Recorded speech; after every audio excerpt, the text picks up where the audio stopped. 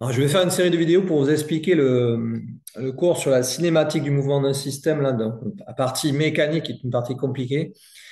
Donc, en fait, c'est en préparation du TP pour la rentrée du 8 novembre, le mardi 8 novembre. Vous avez demandé de lire ce document-là. C'est un document de cours, en fait, en préparation du TP. Alors, vous avez déjà remarqué que le cours précédent, là, en chimie, sur la vitesse des réactions chimiques, était compliqué. Je vous ai demandé de faire quelques exercices du chapitre. Je vous ai donné les corrections. Euh, donc, c'est pas évident. Et dans ce chapitre-là, il y a également des notions compliquées mathématiques qu'on va utiliser.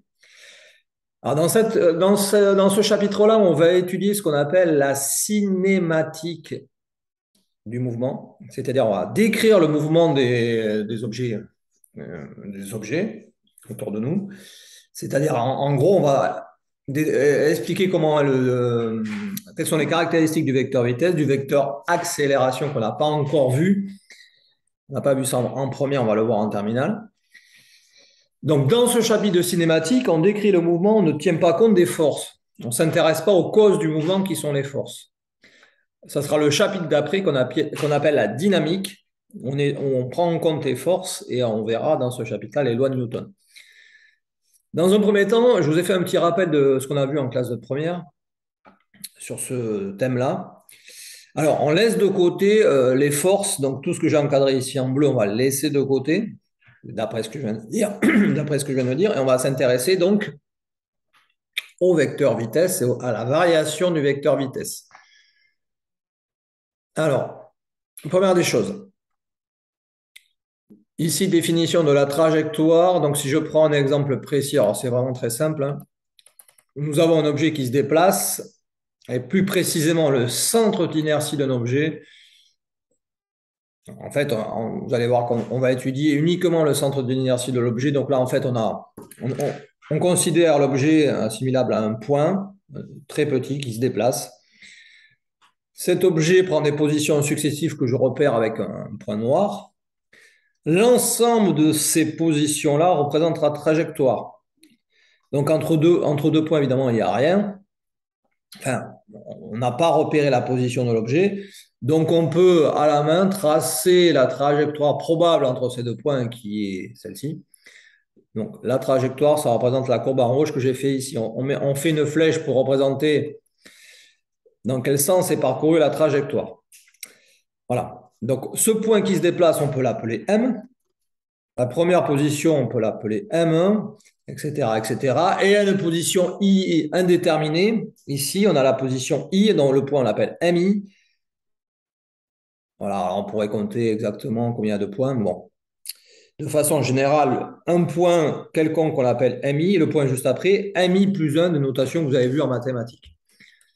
Et par définition de la valeur de la vitesse, attention, je parle de la valeur, je ne parle pas du vecteur encore, la valeur de la vitesse est au point I, donc la valeur de la vitesse au point I.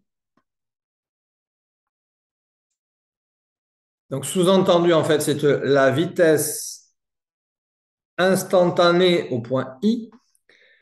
C'est par définition la distance entre MI, MI plus 1. Donc on va chercher le point d'après, la distance qui parcourt pour trouver la vitesse en I, c'est-à-dire ici. Voilà, en fait, c'est une définition approchée, donc c'est pour ça que je mets un environ. Voilà. En fait, cette vitesse qui se veut être une vitesse instantanée au point I est en fait une vitesse moyenne entre le point MI et MI plus 1. Voilà. On verra la définition exacte de la vitesse instantanée un petit peu plus tard. Donc on fait une distance sur un intervalle de temps. Donc la distance entre MI et MI plus 1 pour calculer la vitesse en I, divisée par le temps que met l'objet pour aller de MI à MI plus 1. C'est-à-dire le temps, la date plus précisément, à laquelle il se trouve en MI plus 1, moins la date à laquelle il se trouve au point MI qu'on va appeler tout bêtement TI plus 1 moins TI. Et tout ça, on pourrait le noter encore plus de façon plus simple delta t qui est égal à t plus 1 moins ti. Donc delta t, c'est l'intervalle de temps. Et chaque temps, là, ici, correspond à une date précise où se trouvent les points, un mi plus 1 et un mi. Voilà, pour les notations mathématiques un peu difficiles. Ça, on a vu ça l'année dernière. Alors là, attention, ça, c'est la valeur de la vitesse. La vitesse est représentée par un vecteur parce qu'il nous faut la direction, le sens. Il faut ces notions-là pour bien définir une vitesse. Donc, je reviens au document là, initial. Voilà. Il faut savoir parfaitement que la direction, c'est la tangente à la trajectoire et le sens, évidemment, celui du mouvement. Donc, l'histoire de la tangente à la trajectoire est très importante. On y reviendra. Pourquoi la tangente?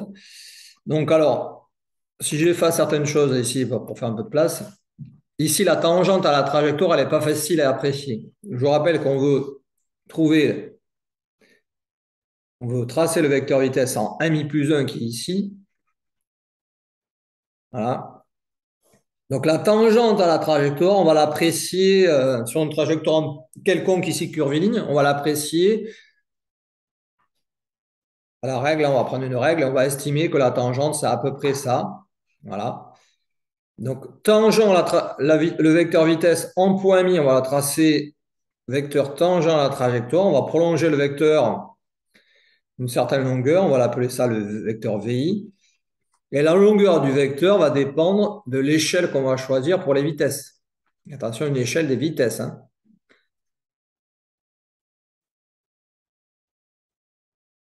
On va dire par exemple 1 cm sur le papier va correspondre à, bon, on va prendre quelque chose de simple, 1 mètre par seconde. C'est purement arbitraire, hein. Il faut que la longueur du vecteur soit ni trop grande ni trop petite. Voilà, et ça évidemment, ça dépend du calcul qu'on a fait au-dessus.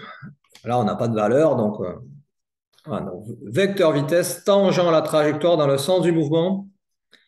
Et pour calculer cette vitesse instantanée au point ami, qui est en fait pas tout à fait une vitesse instantanée, mais une vitesse moyenne entre deux points très proches, on utilise cette formule.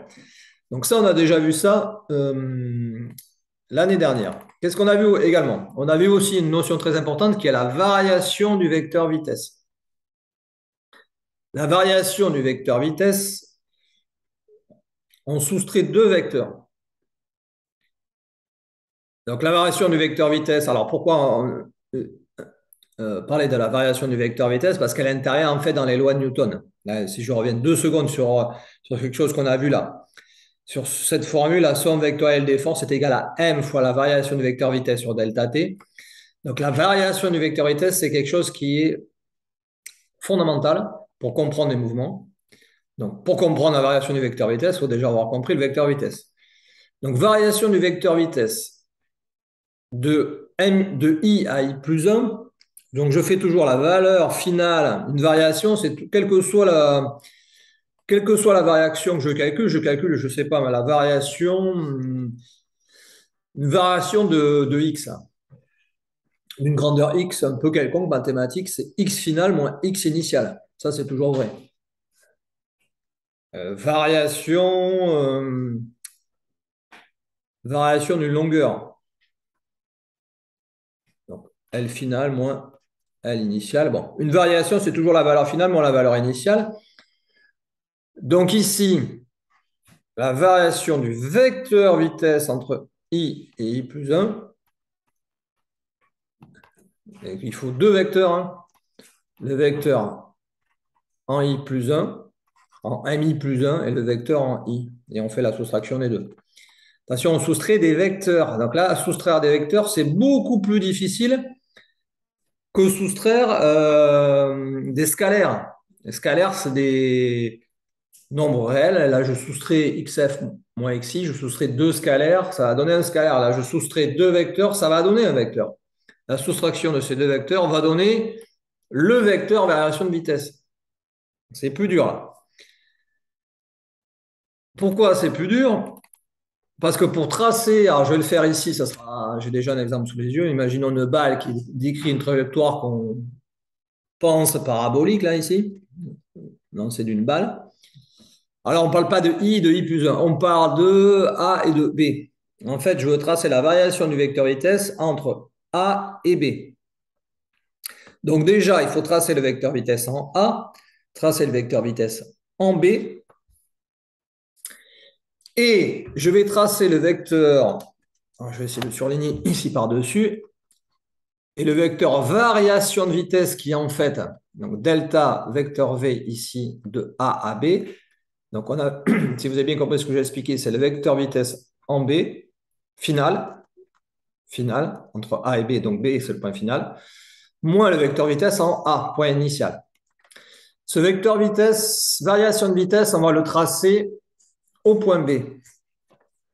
On va donc prendre vecteur VB, mettons qu'il est comme ça. Donc je pars du point B, je trace le vecteur VB, je pars de la pointe du vecteur VB et je trace le vecteur moins VA. Alors le vecteur moins VA, il est parallèle. En fait, je prends le vecteur VA, je le translate ici, je le fais démarrer comme ça, et je le trace de sens contraire, puisque là, je trace de sens contraire au vecteur VA, puisque je trace moins VA.